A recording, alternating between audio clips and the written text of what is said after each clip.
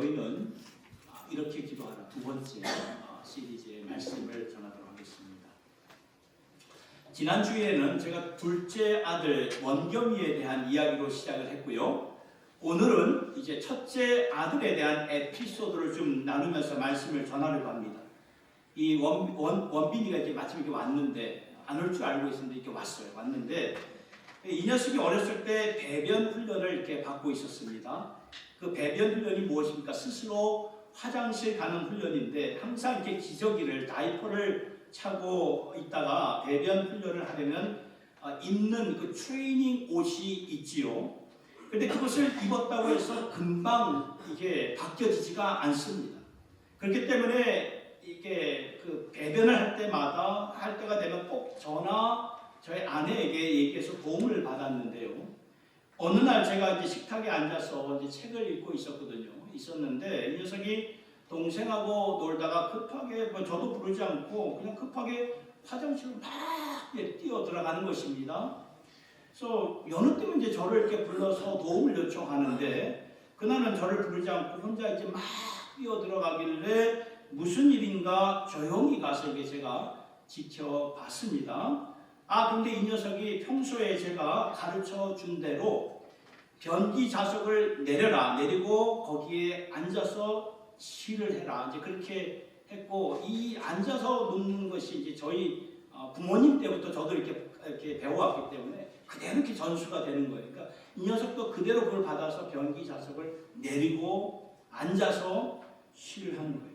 그 모습을 보고 제가 얼마나 감격을 했는지 모릅니다.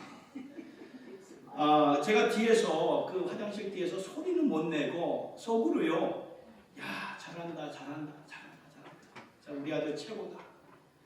참 그 모습에, 그 아들의 모습에 하루 종일 기분이 좋더라고요. 하루 종일. 그런데 아쉽게도 이 장면의 사진은 없어요. 이 장면의 사진은 없는데 요 나이에 훈련을 받은 사진을 한번 화면에 실어 보았습니다. 요 나이였습니다. 요 나이 때 배변 훈련을 이제 겪었는데요. 여러분, 자녀가 배변 제대로 한다고 해서 감격하고 감탄할 자는요, 부모밖에 없습니다. 그렇죠? 부모밖에 없어요. 어느 누가 그 자녀가 배변 훈련하는데 감탄할 자는 부모밖에 없다는 거예요.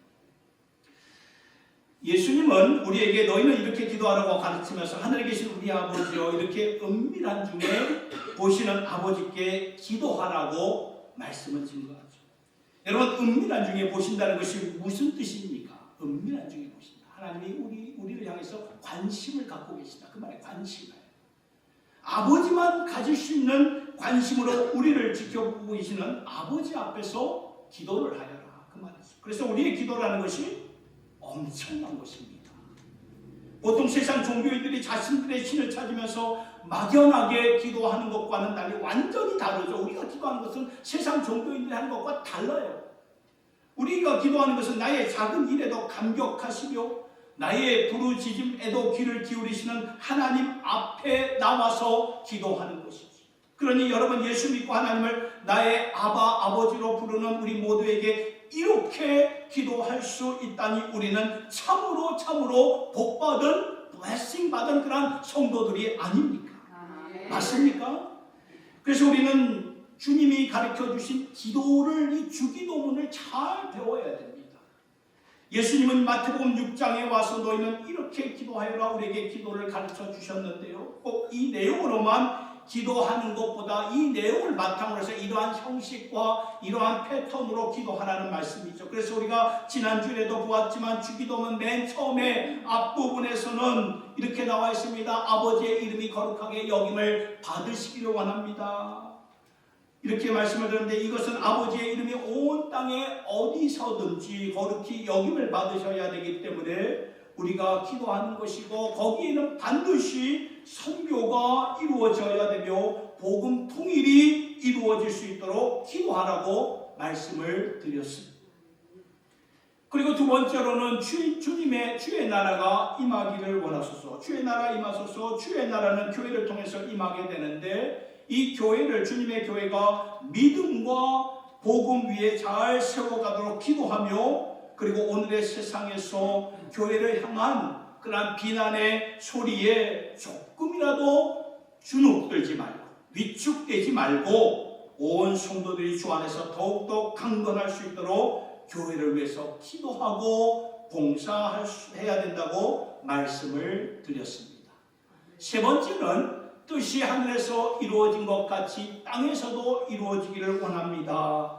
하나님의 뜻이 누구를 통해서, 저와 여러분들을 통해서, 성도들의 삶을 통해서 온전히 이루어지기 위해서는 우리의 삶이 세상 사람들과 달라야지요. 우리의 삶이 진정 변혁이 되어서 하나님의 뜻대로 사는 삶으로 살아야 된다고 말씀을 드렸습니다. 그리고 오늘은 나머지 주기도문의 후반부 말씀을 보려고 하는데, 이 말씀은 우리의 필요를 가지고 아버지께 아뢰는 것입니다. 여기서도 세 가지 내용으로 구체적으로 기도하라고 말씀하는데, 이 기도에 너무나 중요한 내용이 담겨져 있기 때문에 여러분 이 세 가지 내용으로 구체적으로 이제 기도하라고 말씀을 하시는 것인데, 여러분 기도는 삶이에요. 기도는 삶입니다. 그래서 이렇게 기도한 대로 우리가 살아야 되고, 또 산다는 것이 무엇인가를 생각하면서 우리의 삶에 이렇게 반드시 잘 적용할 수 있기를 예수님의 이름으로 축복합니다. 첫째로 이렇게 기도하라고 말씀하죠.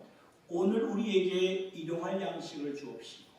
우리가 주기도문을 할 때 매일같이 이 문구를 우리에게 입술로 고백하고 있지 않습니까? 오늘 우리에게 일용할 양식을 주옵소서. 모든 주의 자녀들에게 매 순간 이렇게 기도하라고 말씀하는데, 여러분 이 기도의 내용은 하루하루 버겁게 사는 자들에게는 굉장히 실질적인 기도의 문구가 됩니다. 오늘 우리에게 일용할 양식을 주옵소서. 왜냐하면 하루하루가 힘들고 버겁기 때문에. 특별히 2000년 전에 예수님이 이 말씀을 하셨을 때는 그 주위에 가난한 자들이 참 많았습니다. 그래서 이 기도는 굉장히 실질적인 기도인데, 그러나 오늘날 우리들 가운데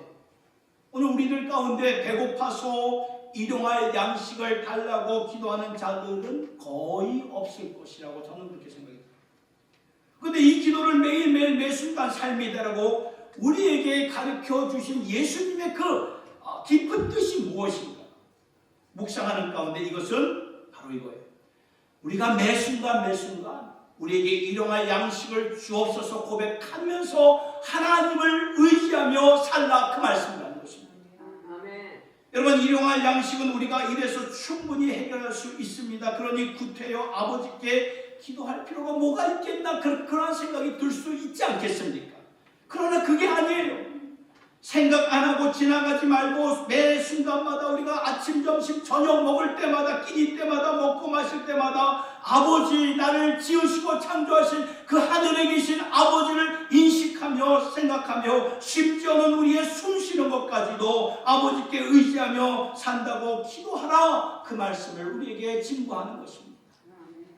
그렇게 기도하면 그 기도가 우리의 삶이 되지 않겠습니까? 삶이 되어서 매 순간 아버지를 의지하며 살게 되는데, 이것이 이렇게 살 때 우리 하나님 아버지의 마음이 어쩔 줄을 몰라 하시는, 기뻐하신다는 거예요. 오늘날 우리 자녀들이 밥 먹을 때 기도하지 않고 그냥 먹는 모습들을 보게 되지 않습니까? 그러면 저 같은 경우에도 아이들이 깜빡 잊어요. 그러면 기도해야지. 그러면 먹다가 허겁지겁 먹다가도 얼른 내려놓고 기도를 하는 것을. 그럼 생각해보면 이러한 모습들은 우리의 자녀들이 아버지를, 나를 지으신 아버지를 제대로 인식하지 않기 때문에 이러한 모습들이 보여지는 것이 아닐까 생각이 듭니다. 여러분, 우리가 지금 하나님의 축복을 받아서 풍요롭게 살고 있고 또 부족한 것이 없이 살고 있는데, 이것을 우리가 너무나 쉽게 잊고 살고 있지는 않는지요. 여러분 한번 생각해 보세요. 전쟁 한번 터지면 양식 구하기가 굉장히 어렵습니다. 오늘날 이 팔레스타인 지역, 거기 전쟁이 있지 않았습니까? 그리고 우크라이나와 러시아의 이 전쟁의 지역들에 있어 거기에 사는 백성들의 삶을 보면은 하루하루가 버거워요. 힘듭니다. 우리는 이곳에 있으니까 그 전쟁의 그런 참상에 피부로 느끼지를 못하니까 그게 별로 와닿지가 않지요. 또 여러분, 전염병이, 질병이 돌면 어떻습니까? 우리가 몇 년 전에 팬데믹을 통해서 우리가 무엇을 적나라하게 보셨습니까? 무엇을 이 팬데믹을 통해서 깨닫게 되었습니까? 다 겪으셨잖아요. 그것은 하나님이 당신의 은총을 베풀지 않으면 나는 숨 하나 제대로 호흡하지 못한다는 것을 우리가 다 느낀 거 아니겠습니까? 이것이 팬데믹을 통해서 우리에게 가르쳐 주신 실질적인 그러한 가르침이 영적 교훈이 아닙니까? 저도 한때 이 질병에 걸려가지고 밤새도록 숨 쉬는 것이 이렇게 고통스럽고 힘들었던 그러한 경험을 이제 겪게 되었는데, 그래서 저는 이 말을 가볍게 할 수가 없더라고요. 기억하시기 바랍니다. 창조주 하나님께서 우리에게 당신의 은총을 베풀지 않으시면 눈에 보이지도 않는 자극 바이러스가 우리 몸에 침투하면 숨도 제대로 못 쉬는 연약한 존재라는 것을 우리가 늘 인식하면서 사셔야 됩니다. 여러분, 생명이 어떻게 주어졌습니까? 오늘 우리는 너무나 호의호식하는 가운데 우리의 가장 본질적인 우리의 모습을 잊고 살 때가 많지 않습니까? 창조주 하나님의 도움 없이는 우리는 숨도 제대로 못 쉬는 존재입니다. 그래서 우리는 고백해야 돼요. 우리가 부르는 찬송 가운데 날마다 숨 쉬는 순간마다 내 앞에 어려운 일들, 그럴 때마다 믿음 잃지 않고 주님께 우리의 몸을 맡기는 그런 중심이 되어야 된다는 것입니다. 그러할 때 슬픔이 없게 되고 그러할 때 두려움이 없게 되죠. 이것을 잊지 말라고 찬양의 가사를 통해서 우리에게 가르쳐 주는 것이 아닙니까? 내가 지금 아버지의 은총으로 매일매일 숨쉬고 오늘도 이렇게 숨쉬고 있기 때문에 이 자리에 나와서 예배드리고 있는 것이 아닙니다. 이걸 잊지 말라고 이 기도문을 우리에게 가르쳐 주신 거예요. 우리가 진정 아버지의 은총을 잊지 않고 살아가면 그런 삶에는 매 순간 하나님 아버지를, 신실하신 하나님 아버지를 의지하며 인식하면서 살아가게 된다, 그 말씀입니다. 여러분, 어제와 오늘은 다릅니다. 오늘과 내일도 다릅니다. 매일매일 하루의 아픔이 다 달라요. 똑같지가 않습니다. 다 달라요. 하루하루 우리의 삶에 닥치는 여러 가지 가정에서나 직장에서나 사업터에서 내게 오는 그런 장애물들이 다 다릅니다. 그래서 우리가 오늘날 우리에게 일용할 양식을 주옵시고 이렇게 기도하는 것은 변하지 않는, 절대로 변하지 않는, 세상은, 인생은 변하잖아요. 내 몸도 변하고 삶도 변하고 정치도 변하고 이렇게 세상은 변하지만 어제와 오늘과 영원토록 동일하신 하나님의 신실하심을 바라보면서 우리는 살겠습니다. 오늘의 족한 은혜 오늘 주실 것이고 내일의 족한 은혜 내일 주실 것이고 이렇게 우리가 하루하루 기도하면서 살아가야 된다, 그 말씀이라는 것입니다. 그러다 보면 언젠가 우리가 주님의 품에 안기는 그 날이 오지 않겠습니까? 그 날이 오게 되면 이러한 삶이 정말 복받은 성도의 삶이라는 것입니다. 교회에 오면 가끔씩 마주치는 길고양이가 이를 보게 됩니다. 대부분 이 길고양이는 사람을 보거나 보면 이렇게 도망치고 경계하는데, 그런데 늘 이렇게 마주치는 이 길고양이는 저를 보면 이렇게 도망치지 않고 제 곁에 와서 이렇게 몸을 이렇게 부대끼더라고요. 그래서 저는 금방 알았어요. 이 녀석이 사람의 손길이 그리웠나 보구나. 어쩌면은 사람의 손에서 이렇게 보살핌을 받다가 버려졌구나 라는 생각을 해보니까 참 불쌍한 마음도 들고 치근한 마음이 들었는데, 언젠가 이제 집에 갈 때 교회 파킹장 문을 이제 닫으려고 차에서 내려서 차 문을 열었는데 이 녀석이 저를 보고는 홀딱 그 차 안으로 탁 들어가더라고요. 차 안으로 들어가요, 이 녀석이. 그래서 순간 내가 이 녀석을 키워야 되나 말아야 되나 참 그 순간 참 망설이게 되더라고요. 망설이게 되면서 그런 순간 미안하지만 아니다. 내 갈 길은 내가 알아서 가라. 내가 너까지 키울 힘이 없다. 힘이 없다. 우리 교회 성도님들 돌보기도 바쁜데 어째 내가 너까지 돌볼 수가 있겠냐 하면서 이렇게 안 됐지만 하면서 그 녀석을 이렇게 내보냈는데, 돌려보냈는데, 근데 얼마 전에 이 녀석을 다시 보면서 저 혼자 이렇게 쓸데없는 걱정을 했다는 생각이 들었습니다. 그동안 또 뭘 먹고 이제 지냈는지 알 수는 없지만 이렇게 윤기가 나고 살은 통통하게 찌는 그런 모습을 보면서 하나님은 미물인 저 녀석도 충분히 먹을 수 있도록 모든 것을 이렇게 공급해 주시는구나 라는 것을 보게 되었습니다. 예수님이 그런 말씀을 하시지 않았습니까? 마태복음 6장 26절 28, 23절에 보면 공중에 새는 새를 보라. 들의 백합화가 어떻게 자라는가 생각하여 보라. 오늘 있다가 내일 아궁이에 던지는 들풀도 하나님이 이렇게 입히시거든 하물며 너희일까 보냐. 아멘. 여러분, 이 하물며 당신의 독생자 예수의 보혈로 구원받은 우리를 돌보시지 않으시겠느냐 그 말 아닙니까? 그 말이죠. 따라서 오늘 우리에게 이러한 양식을 주옵소서. 이러한 기도문을 늘 우리가 입으로 고백할 때마다 그 일용할 양식이 주는 그 의미의 차원은 앞서 말씀을 드렸듯이 매 순간 매일매일 우리가 하나님을 의지하고 인식하며 살아가는, 그래서 오늘도 족한 은혜를 주시는 신실하신 하나님을 붙잡으면서 사실 수 있기를 예수님의 이름으로 축원합니다. 두 번째는 이것입니다. 우리가 우리에게 죄 지은 자를 사하여 준 것 같이 우리 죄를 사하여 주옵소서. 이 기도는 우리의 죄를 용서해 주시고 우리의 죄를 씻어달라는 기도문이죠. 여러분, 이 기도가 왜 필요할까요? 하나님의 백성들에게 이 기도가 꼭 필요한 것은 하나님과의 그 친밀한 인티머시한 그런 릴레이션십을 위해서, 친밀한 그 관계를 위해서는 반드시 필요하다는 것입니다. 그래서 우리가 기도할 때마다 회개의 기도, repent prayer, 그러니까 회개의 기도를 잊지 말고 꼭 넣어서 기도하셔야 되는 거예요. 여러분, 예수님이 베드로의 발을 씻어주려고 하니까 베드로가 괜찮습니다 주님, 안 씻겨주셔도 괜찮습니다 이렇게 말하니까 예수님이 베드로에게 안 씻으면 너가 나와 상관이 없다. 그러니까 베드로가 그러면 주님, 그러면 머리까지도 내 몸까지도 다 씻겨주세요 라고 말하니까 예수님이 그때 뭐라고 말씀하셨습니까? 목욕한 자는 다시 목욕할 필요가 없고 발만 씻으면 된다. 이 대화의 내용에 어떠한 무슨 영적 교훈이 담겨 있습니까? 예수의 보혈이 우리의 죄를 다 씻겨주셔서 하나님의 자녀가 되게 하신 것은 단번에 이루어진 거예요. 한 번에. 또 할 필요가 없다, 그 말씀이라는 거죠. 그런데 구원받았을지라도 여전히 우리가 연약한지라 실족하지 않습니까? 죄를 져요. 마음으로나 생각으로나 행동으로 말입니다. 그러니까 예수의 보혈로 단번에 하나님의 자녀가 되었지만 오늘 우리가 육신의 몸을 입고 사는 동안에는 알게 모르게 죄를 짓는다, 그 말씀입니다. 그래서 매일매일 손을 씻고 발을 씻어야 한다는 그 말이죠. 그래야만이 하나님과의 관계가 친밀하게 유지가 된다는 말씀입니다. 여러분, 성경을 보니까 하나님과 우리와의 사이를 멀게 하는 것은 바로 죄다, 더 sin이다 라고 말씀하고 있습니다. 이사야 59장 1절과 2절의 말씀을 보세요. 오직 너희 죄악이 너희와 너희 하나님 사이를 갈라 놓았다라고 말씀하고 있지 않습니까? 그러니까 죄가 하나님과 우리의 사이를 이렇게 멀어지게 한다는 것입니다.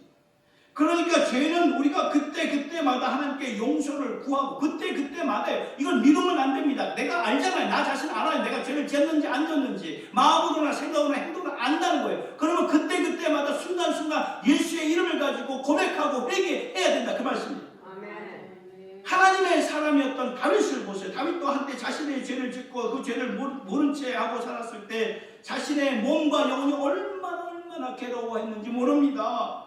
그 말씀이 시편 32편 5절의 말씀이 이 말씀이에요. 내가 입을 열지 아니할 때에, 그러니까 입을 열어서 죄를 자백하지 않았을 때 그 말이거든요. 종일 신음함으로 내 뼈가 쇠하였다.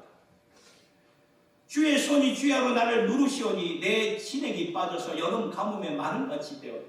보셨나요? 하나님의 사람 다윗입니다. 예배를 회복했던 다윗이었어요. 그럼에도 불구하고 하나님과의 관계가 브로큰됐어요. 깨져버렸습니다. 그래서 다윗은 지금 입을 열어서 이렇게 고백을 하는 것입니다. 5절의 말씀을 보니까 내가 이르기를 내 허물을 여호와께 자복하리라 하고 주께 내 죄를 아뢰고 내 죄악을 숨기지 아니하였더니 곧 주께서 내 죄악을 사하셨나이다. 여기서 중요한 것은 뭐예요? 고백하는 거예요. confession. 모른 채 하면, 입 딱 닫고 모른 채 하면 하나님과의 그 릴레이션십이, 하나님과의 관계가 점점 더 멀어지는데 내 죄악을 자백하면서 하나님 앞으로 나오니까 하나님께서 들으시는 거예요. 들으시고 내 죄악을 다 씻어 주셨다고 말씀은 증거하는 것입니다. 그래서 시편의 마지막 이 두 구절의 말씀을 보니까 10절과 11절의 말씀을 보니까 악인에게는 많은 슬픔이 있으나 여호와를 신뢰하는 자에게는 인자하심이 두루리. 너희 의인들아 여호와를 기뻐하며 즐거워할지어다. 마음이 정직한 너희들아 다 즐거이 외칠지어다. 아멘. 그러니까 정직한 너희들아, 그러니까 하나님 앞에서 정직한, be honest, 하나님 앞에서 정직한, 특별히 우리의 죄를 숨기지 말고 모른 체 하지 마시고. 사실 하나님 앞에 무엇을 숨길 수 있겠습니까? 다 보고 계시는, 우리의 심장 패부, 우리의 마음의 동기까지 다 알고 계시는 하나님인데 뭘 숨길 수 있겠습니까? 숨기면 숨길수록, 모른 체 하면 모른 체 할수록 내 영혼만 죽어가는 것이고 점점점 메말라 버리는 거예요. 그래서 죄를 우리가 지을 때마다, 연약한 자예요. 그때마다 우리가 자백해야 된다. 그렇게 하면 하나님의 기쁨과 즐거움이 우리 안에서 회복이 되는 거예요. 리커버가 되는 거죠. 그래서 예수님은 기도할 때마다 우리의 죄를 용서해달라고 자백하면서 기도해요. 우리가 우리의 죄를 자백하면서 나올 때 하나님은요, 우리의 죄를 용서해 주신다는 것입니다. 아멘. 여러분, 우리 가정에서도 자식이, 자녀가 부모의 마음을 아프게 할 때가 있지 않습니까? 뭐 본의 아니게 아프게 할 때가 있어요. 저도 제 두 아들이 제 마음을 참 상하게 할 때가 있어요. 말 한마디로 인해서 상하게 할 때가 있어요. 그러면 뭐 그런 일로 인해서 어떻게 돼요? 그럼 아프게 하면 부모와 자식 간의 그 관계가 깨져버리게 되죠. 손상이 됩니다. 데미지가 납니다. 그러나 그 손상된, 데미지된 관계를 회복하려면, 고치려면 어떻게 됩니까? 자녀가 부모에게 뭐라고 말하면 됩니까? 잘못했습니다. 용서해 주세요. 이렇게 말하면, 용서를 빌면 나오면 부모는 다시 자녀와의 관계가 가까워지잖아요. 우리 다 경험하셨잖아요.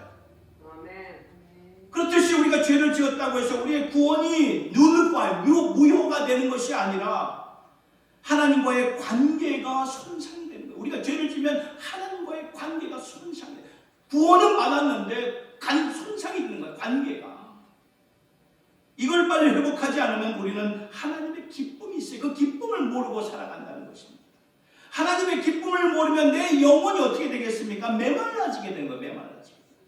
그래서 예수님은 우리에게 매 순간순간마다 내 죄를 고백하는 이 회개의 기도를 통해서 용서함을 받고 하나님과의 깊은 관계를 맺으면서 살라고 이 기도문을 우리에게 가르쳐 주신 것입니다. 그렇다면 여기에 중요한 것이 있습니다. 그것은 우리의 죄를 용서해달라는 이 기도를 아버지께 드리면서 같이 기도 드려야 되는 그 내용이 있는데, 어떻게 보면 이 조건부와 같이 드리는 기도가 있는데 그것은 이거예요. 이 주기도문의 내용 가운데 이런 내용이 있잖아요. 우리가 우리에게 죄 지은 자를 사하여 준 것 같이 우리 죄를 사하여 주옵시고. 여러분 다 아시죠? 이 주기도문에 이 내용이 있습니다. 근데 이게 얼마나 중요한지 예수님은 본문 가운데 부연 설명까지 해주셨어요.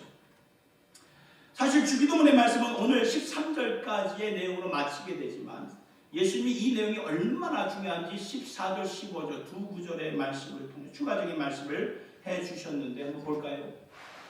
같이 한번 읽어보겠습니다. 시작. 너희가 사람의 잘못을 용서하면 너희 아버지께서도 너희 잘못을 용서하시리라. 너희가 사람의 잘못을 용서하지 않으면 너희 아버지께서도 너희 잘못을 용서하지 아니하시리라. 무슨 말입니까? 성경 전체 창세기부터 요한계시록까지 이 말씀을 보면 하나님이 우리를 무조건적으로 우리를 받아주시고 용서해 주셨어요. 조건이 없었습니다. 우리가 아직 죄인 되었을 때 하나님께서 먼저 우리에게 당신의 은혜를 베푸시면서 우리의 죄를 용서해 주셨다 그 말이죠. 이처럼 먼저 하시고 조건 없이 해주셨는데 왜 오늘 이 말씀 주기도문 안에는 조건이 있는 것처럼 기도하라고 이렇게 말씀하시는 것일까? 그만큼 중요하기 때문에, 그만큼 임포턴하기 때문에, 너무나 중요하기 때문에 하나님이 우리의 죄를 용서해 주신 것처럼 우리도 남들이 우리에게 행한 죄를 용서해 주는 것은 같이 가는 것이다. 같이 가는 것이다. 너무나 중요했기 때문에 예수님이 이렇게 강조하십니다. 이 말씀에 빗대어서 마태복음 18장을 보면 예수님께서 용서하지 못한 한 종에 대한 비유, 패러블을 이렇게 말씀해 주셨는데 그 내용을 보면 한 종이 주인에게 1만 달란트의 빚을 졌어요. 여러분 1만 달란트는요 일평생 일하고도 갚지 못하는 어마어마한 큰 액수입니다. 그 당시 빚을 못 갚으면 감옥에 제일에 들어가야 되는 것이고 그의 가족들은 노예로 팔리게 되는 그런 법 앞에서 이 빚 1만 달란트를 빚진 종이 주인 앞에 납작 엎드립니다. 그러면서 나를 불쌍히 여기다. 내가 갚을 능력이 없어. 불쌍히 여기다. 탄원을 하니까 주인이 그를 불쌍히 보고 1만 달란트의 빚을 전원, 그러니까 전부 풀 디스카운트를 해준 거예요. 그러니까 전액을 다 탕감을 해 주었던 것입니다. 그런데 충격적인 일은 그 다음에 일어나게 되죠. 일평생 일해도 갚지 못한 액수를 탕감받았는데 이 종이 오래전에 자신에게 푼돈과 같은 100데나리온의 빚을 진 자를 찾아가서 야, 너 내 돈 갚어 라고 말했던 것입니다. 그러자 빚진 자가 조금만 기다려 내가 곧 갚겠다라고 말을 해도 나는 기다릴 수가 없다. 나는 더 이상 기다릴 수가 없으니까 빨리 내 돈 갚아 하면서 못 갚으니까 그를 감옥에 쳐넣었습니다. 이 소식을 주인이 듣고는 그 종을 불러가지고 뭐라고 말했는지 아십니까? 마태복음 18장 32절의 말씀 보세요. 이에 주인이 그를 불러다가 말하네. 악한 종아, 내가 빌기에 내가 내 빚을 전부 탕감하여 주었거늘 내가 너를 불쌍히 여김과 같이 너도 내 동료를 불쌍히 여김이 마땅하지 아니하니. 보셨나요? 내가 너를 불쌍히 여김과 같이 너도 너의 동료를 불쌍히 여김이 마땅하지 아니하냐. 이게 하나님의 마음이라는 거예요. 하나님 아버지의 마음이에요.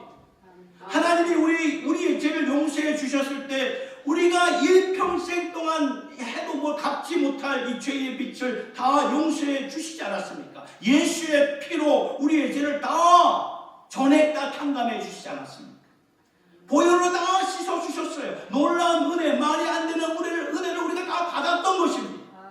근데 어떻게 자신에게 잘못한 그런 이웃과 형제에게 나는 너를 용서하지 못해. 나는 너를 용서하지 못해. 어떻게 이렇게 말할 수 있느냐 이 말이에요. 하나님의 은혜를 진짜로 아는 사람입니다. 하나님이 이렇게 말할 수 없는 은혜로 우리의 빚을 다 탕감해 주셨는데 우리를 이것을 진정 아는 사람인가 이걸 물으시는 거예요. 여러분 아시겠죠? 그러니까 우리가 주기도문을 고백할 때마다 우리는 늘 이 말씀을 기억하십니다. 내가 얼마나 큰 은혜를 받은 사람인가. 그러면 나도 탕감해 줘야 되지 않겠습니까? 나도 용서해 줘야 되지 않겠습니까? 그게 맞다면 따라서 우리가 기도드릴 때마다 이것을 기억하면서 은혜의 빚진 자, 우리가 은혜의 빚진 자로서 우리가 어떻게 살아야 되는가를 깨달아야 된다는 것입니다. 여러분 기도는 그래서 깨달음이에요. 기도는 깨달음이고 깨달음은 곧 삶이 되는 것이죠. 이것이 하나님에게는 너무나 중요했기 때문에 예수님이 이 기도문을 반드시 행하라고 우리에게 가르쳐 주신 것입니다. 여러분 요사이 마음속에 용서하지 못한 분들이 여러분들의 마음속에 다 있죠? 다 있습니다. 아니 저것들이 나를 무시하나? 어떻게 저것들이 나를 무시하나? 그런 마음 들 때 다 있어요. 저도 그런 분들을 위해서 그런 분들을 만나게 되면 참 제 마음이 얼마나 힘들고 얼마나 참 마음이 아픈지 모르겠습니다. 그래서 우리가 하나님께 기도하면서 은혜를 받아요. 은혜를 받지 않으면 그런 분들 앞에서 우리가 감당할 수가 없어요. 내 힘으로는 도저히 못합니다. 기도는 우리가 할 수 없는 일을 하나님의 힘으로 할 수 있게 한다는 것을 기억하십니다. 하나님의 뜻대로 용서하게 해주세요. 우리가 그렇게 하나님의 뜻대로 용서하게 해주세요. 하나님 이렇게 말씀하셨죠. 나도 용서합니다. 내 힘으로 못해요. 하나님의 뜻대로. 세 번째는요, 우리를 시험에 들게 하지 마옵시고 다만 악에서 구하옵소서. 이거 얼마나 주님 것이 중요했으면 이렇게 기도하라고 디테일하게 말씀하셨어요. 그런데 우리는 이렇게 기도를 안 하는 것 같아요. 저도 보면 막상 죄를 짓고 쓰러지고 나서야 주님 하나님 잘못했습니다. 용서해 주세요. 다시는 안 하겠습니다. 이렇게 기도할 때가 많잖아요. 저뿐이겠습니까? 여러분들 다 그러한 모습이 보여지지 않았습니다.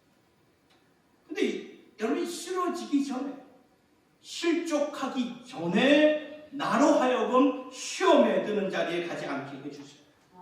악함이 있는 자리에 가지 않게 해주세요. 이런 기도를 해야 되는데 그렇게 기도하고 계십니다. 이 기도를 주님이 굉장히 중요하게 보신다 그 말이에요.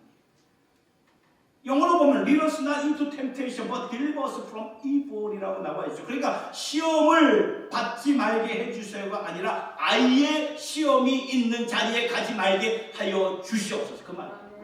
죄악과 함께 살지 말라가 아니라 아예 죄악이 있는 자리에 근처에도 가지 말게 하여 주시옵소서. 이렇게 능동적으로 기도하면서 살라는 거예요. 왜냐하면 주기도문은 믿는 자들에게 기도하라고 가르쳐 주신대요. 안 믿는 자들에게 주신다. 믿는 자들에게 주신다. 우리가 아무리 예수를 믿는다 할지라도 하나님의 소명이 있고 성령의 그러한 성령을 받은 사람일지라도 우리의 인생이 우리의 삶이요 망가질 수가 있고요 낭비될 수가 있다는 것을 여러분 아셔야 됩니다.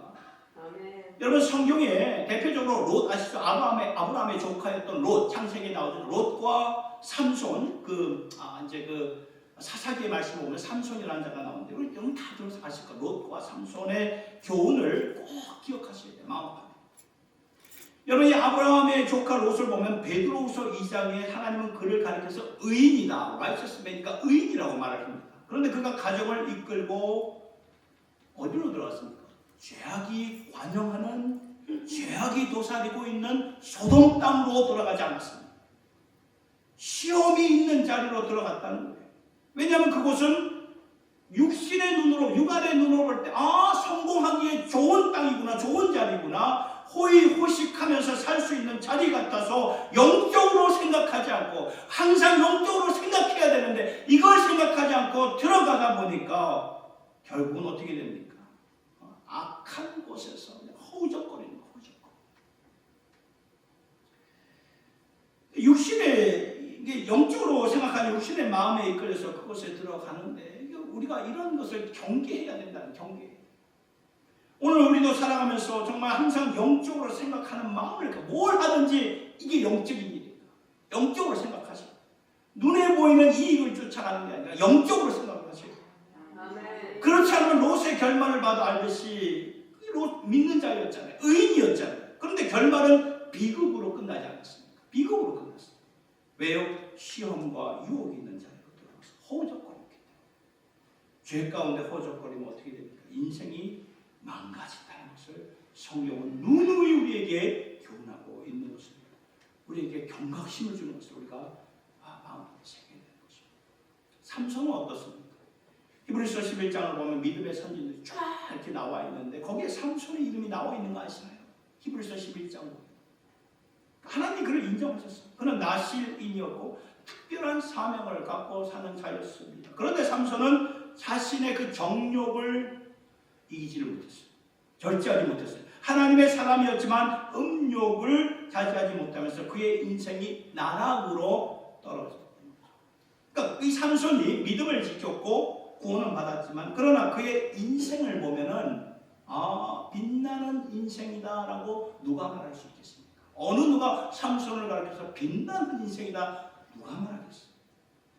그래서 오늘 주위를 돌아보면 자녀의 이름, 이 자녀들의 이름을 삼손이라고 지은 부모를 보셨나요? 여러분들 지금까지 지나오시면서 저는 한 번도 보지 못했어요. 미국에서 35년을 살면서 삼손이라는 친구들을 보지를 못했습니다. 보셨나요? 못 봤습니다. 왜 그럴까요? 그의 삶을 보면 절제하지 못했어요. 유혹에 끌려 들어갔기 때문에 악한 곳에서 허우적거리면서 살았기 때문에 그런 결말을 보여요. 오늘 우리는 이것을 영적 거울로 삼고 나 자신을 좀 면밀하게 좀 살펴야 되겠습니다. 잠언서 3장 21절과 22절의 말씀을 보세요. 내 아들아 완전한 지혜와 근신을 지키고 이것들이 내 눈앞에서 떠나지 말고 그리하면 그것이 내 영혼의 생명이 되며 내 목의 장식이 되리라. 이 말씀 잘 보세요. 경고를 주시는 말씀입니다. 내 아들아 완전한 지혜와 근신을 지켜라. 여기 보면 지혜와 근신은 같이 가는 거예요. 근신이 있어야 discernment이죠. 근신이 있어야 지혜로운 자가 된다 그 말인데 그래야 할 때 내 영혼이 생명이 되며 내 목에 하나님의 장식이 주어지게 된다 그 말씀입니다. 그래서 예수님은 우리에게 remind 다시 일깨워 주시는 거예요. 시험에 들게 하지 마옵시고 이 말은 아예 그 시험이 있는 자리에 발을 붙이지 말아라 그 말이에요. 그리고 악에서 구하옵소서. 악에서 구하옵소서. 악에서부터 완전히 멀리 떨어져 있어요. 이렇게 기도하라는 거예요. 그러니까 우리가 기도할 때 가장 첫째로 기도할 것은 예수님을 인격적으로 믿고 구원받게 해달라고 기도해야 됩니다. 둘째로 우리의 삶이 정말 하나님 보시기에 의미 있는 인생, 가치 있는 인생, 보람된 인생을 살게 해달라고 기도하셔야 되는 것입니다. 꼭 성공만이 아니에요. 우리는 성공을 주장하잖아요. 사람들은 성공이 아니에요. 우리가 이 성공을 추구하면 잘못된 곁길 펼쳐나게 되는 거예요. 성공만이 아니에요. 예수 안에서, 주 안에서 가치 있고 의미 있는 삶을 사는 이것이 하늘에 계신 우리 아버지의 뜻이라는 거예요. 아버지의 마음은 주의 백성들이 구원받았지만 다 구원받았잖아요. 주의 백성 구원받았지만 한 번 주어진 인생. 그러니까 두 번 삽니까? 아니잖아요. 한 번 주어진 인생. 내 뜻대로 내 마음대로 살기를 원치 않으시는 것이 우리 아버지의 마음이라는 것을 기억하면서 오늘 우리의 삶은 주님 보시기에 정말 열매 맺는 삶, 가치 있고 의미 있는 삶을 살 수 있기를 예수님의 이름으로 축복합니다. 그렇기 때문에 이 기도를 매일매일 하셔야 된다는 거죠. 여러분, 이렇게 우리가 보면은 방탕한 삶, 우리가 잘못된 곁길 갈 때 있잖아요. 저도 그랬고, 이렇게 방탕한 삶을 살다가 깨닫고 돌아와서 용서받는 것도 참 귀한 모습이에요. 귀한 모습이지만 더 귀하고 더 보배로운 것은 아예 그 길로 가지 않는 것이에요. 그러니까 여러분 시험의 길에서 유혹의 길에서 악한 길에서 가차없이 나와야 된다는 거죠. 죄와 거룩은 같이 갈 수가 없어요. 죄와 거룩이 어떻게 같이 갈 수 있겠습니까? 어둠과 빛이 같이 갈 수가 없습니다. 소금이 제맛을 잃으면 무엇을 짜게 할 수 있겠습니까? 아무것도 아니죠. 이렇게 결단하고 사는 것이 아버지의 간절한 소망이기 때문에 우리에게 이 기도문을, 주기도문을 가르쳐 주신 것이라는 것입니다. 말씀을 정리하면서 오늘날 우리에게 일용할 양식을 주옵소서. 이것은 매 순간순간마다 하나님을 의지하면서 살아가라고 주신 말씀이라는 것을 기억하시기 바랍니다. 그리고 우리가 우리에게 죄 지은 자를 사하여 준 것 같이 우리 죄를 사하여 주옵소서. 기도할 때마다 하나님께 용서를 빌며 가족과 형제들을 용서하며 살라고 주신 기도문을 꼭 기억할 수 있기를 바랍니다. 그리고 시험에 들게 하지 마옵시고 다만 악에서 구하옵소서. 왜냐하면 구원과 용서는 받았지만 시험과 유혹의 악함에 거기에 들어가면은 인생이 망가지는 것은 시간 문제라는 것을 기억하면서 그러한 길에는 아예 가지 않는 것이 하나님이 기뻐하시는 모습이라는 것입니다. 사랑하는 성도 여러분, 기도는 우리의 정신, 우리의 삶의 중심이고 삶 자체가 되는 것입니다. 이렇게 기도하면서 여러분들의 인생이, 여러분들의 자녀들의 삶이 진실로 온전한 지혜와 근신의 길을 걸으면서 주 안에서, 예수 안에서 열매를 맺으시고 아름답고 멋지고 의미 있고 가치 있는 삶을 사실 수 있기를 예수님의 이름으로 축원합니다. 우리 말씀을 생각하면서 주님 보좌 앞에 나아가 우리 참된 안식을 누리며 이 찬양으로 한번 불러보도록 하겠습니다.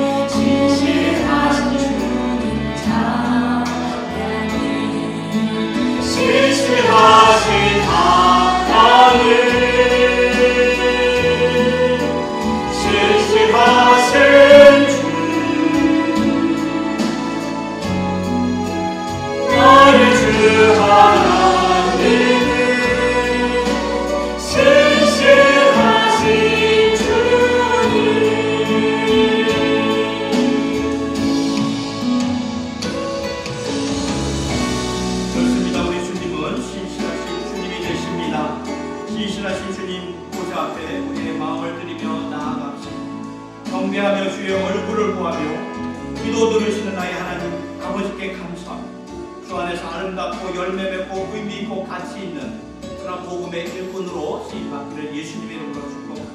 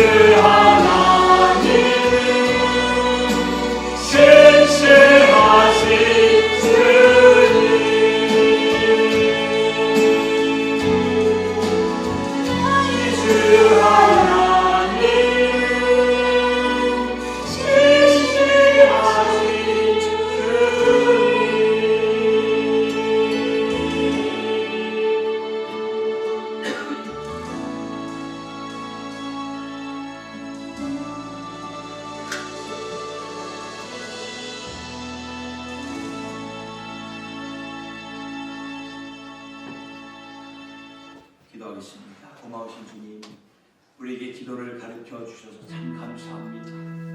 우리는 마땅히 기도할 바를 알지 못해서 주문 부언할 때도 많았고, 참 어떻게 보면 본질이 아닌 것도 구할 때가 참 많았음을 고백합니다. 그런데도 들어주시고 관심을 갖고 계시는 우리 하나님 아버지가 되심에 너무나 감사를 드립니다. 특별히 예수님이 가르쳐 주신 기도를 우리가 생각하면서 기왕이면 더욱더 본질적인 기도의 내용을 가지고 하나님 앞에 간구할 수 있는 저희들이 되게 하여 주시옵소서.